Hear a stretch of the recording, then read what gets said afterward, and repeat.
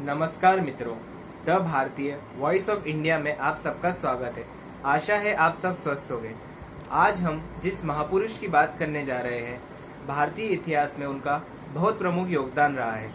इतिहास में कई ऐसे नायक हुए जो इतिहास के पन्नों से गायब है, वहीं कुछ ऐसे भी हैं जो इतिहास के पन्नों में उपस्थित होते हुए भी आम जन के नॉलेज में नहीं है।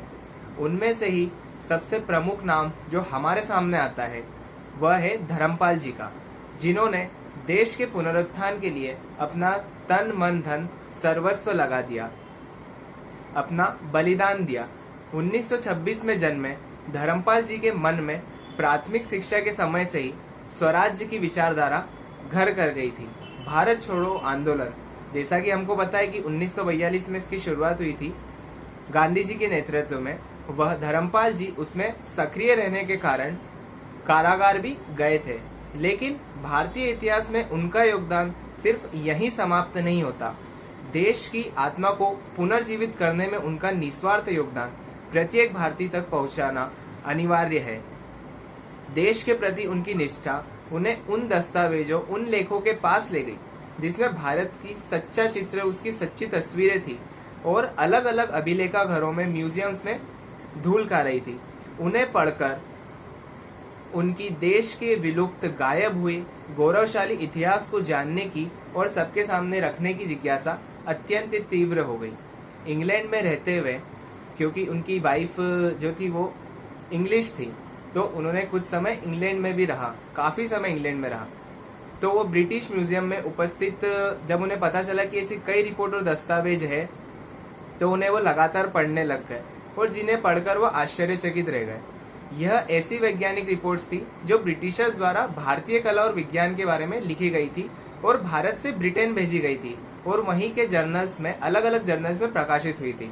इन रिपोर्ट्स को लिखने वाले कौन थे? इन रिपोर्ट्स को लिखने वाले अलग अलग रूप में भारत आए थे, कुछ जनरल्स बनकर, कुछ कैप्टन्स बनकर, तो कुछ मेडिकल सर्वेंट्स बनकर आए थे।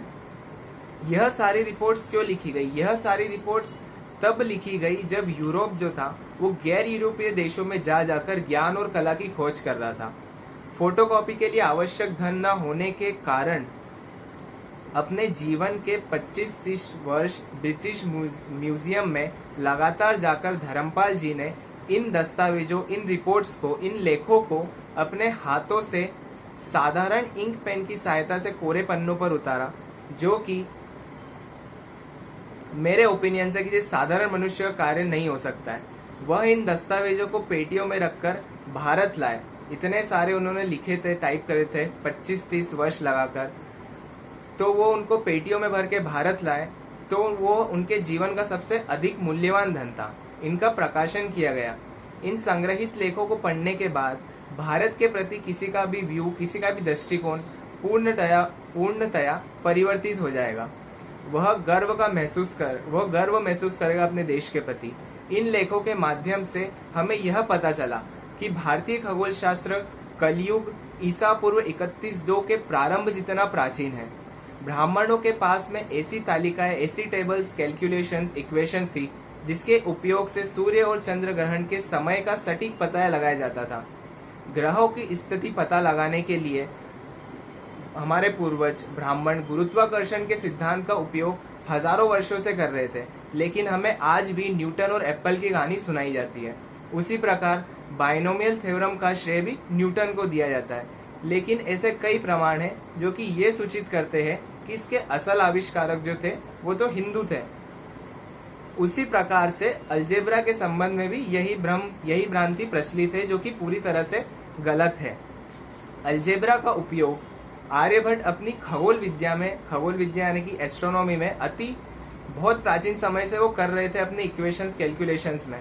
और इससे भी आश्चर्यजनक बात यह सामने आती कि भारत में टीकाकरण, जिसको आज हम वैक्सीनेशन बोलते हैं, ऐसी वैज्ञानिक, ऐसी साइंटिफिक जो रिचुअल्स थे वो सदियों से प्रचलित थे। कलकत्ता, प्रयागराज जैसे इलाकों में जहाँ बर्फ नहीं गिरती है, वहां पर प्रकृति और मौसम के ज्ञान से हमारे पूर्वज शीतकाल में भी बर्फ जमा रहे थे और तत्पश्चात उसका उपयोग वो गर्मी में, ग्रीष्म काल में कर रहे थे।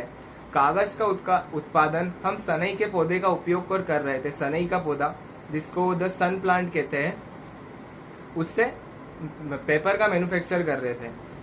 अब जो बात आती इस्पात उद्योग की, लौह उद्योग की, तो उसमें भी हमारी कार्य प्रणाली किसी भी पश्चिम देश से ज्यादा एफिशिएंट थी, कुशल थी। लेकिन अंग्रेजों द्वारा उसका भी वही हाल किया गया जो कपड़ा उद्योग और हथकरघा उद्योग का किया गया। भारतीय कृषि में सभी आधुनिक उपकरण और भारतीय कृषक के पास कृषि का संपूर्ण ज्ञान एवं विज्ञान था। और ऐसे ही अनेक आश्चर्यजनक तथ्य हैं जिनसे हम आज भी अनभिज्ञ हैं। इन्हीं सब बातों को ध्यान में रखते हुए हमने collected writings of Dharampal volume 1 Indian science and technology in 18th century में जो भी रिपोर्ट्स है, जो प्रस्तुत की गई रिपोर्ट्स है, उस पर एक सीरीज बनाने का निर्णय लिया, एक वीडियो सीरीज बनाने का हमने डिसीजन लिया है। इसी सीरीज में आगे आने वाली वीडियोस में हम आपसे डिटेल में उन रिपोर्ट्स पर चर्चा करेंगे, उनको आपके सामने रखेंगे।